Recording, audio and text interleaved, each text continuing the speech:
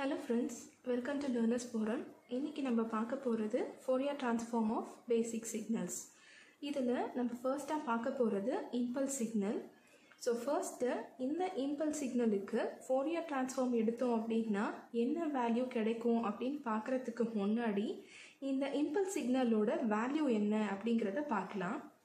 So இந்த impulse signal del of t அப்படினு தான் நம்ம ரெப்ரசன்ட் பண்ணுவோம். And இதனுடைய வேல்யூ எதுக்கு ஈக்குவலா இருக்கும் அப்படினா when t is equal to 0 இந்த இன்ஸ்டன்ட்ல மட்டும் தான் நமக்கு del of t யோட வேல்யூ 1 ன்னு கிடைக்கும். And இத தவிர மீதி எந்த வேல்யூ of t லயுமே வந்துட்டு நமக்கு 0 ன்னு தான் கிடைக்கும். So del of t equal to 1 for t equal to 0 and equal to 0 for t not equal to 0. So நமக்கு minus infinity லருந்து plus infinity வரைக்கும் இருக்கிற இந்த ரேஞ்சில் t equal to 0 அப்படிங்கும்போது மட்டும்தான் del of t வந்து exist ஆகுது. So இதை வச்சு தான் நம்ம Fourier transform உடைய integration range நம்ம டிசைட் பண்ண போகிறோம். So Fourier transform ஓட formula என்ன அப்படின்னா x of omega which is equal to minus infinity to infinity x of t into e power minus j omega t dt. இதில் நமக்கு இப்போ x of t அப்படிங்கிற இந்த இன்புட் சிக்னல் வந்து impulse signal. இதை ரீப்ளேஸ் பண்ணோம் அப்படின்னா x of omega என்ன சேஞ்ச் ஆகுதுன்னு பார்க்கலாம். which is equal to integral minus infinity to infinity x of t க்கு பதிலாக del of t into e power minus j omega t dt. இப்போ இதில் இந்த level of integration பார்த்தீங்க அப்படின்னா நம்ம del of t ஓட வேல்யூ வந்து t equal to 0 அப்படிங்கும்போது மட்டும்தான் எக்ஸிஸ்ட் ஆகுது. ஸோ மைனஸ் இன்ஃபினிட்டியிலிருந்து 0க்கு முன்னாடி இருக்க வேல்யூ எல்லாத்துக்குமே நமக்கு இம்பல்ஸ் சிக்னல் 0ன்னு இருக்குது.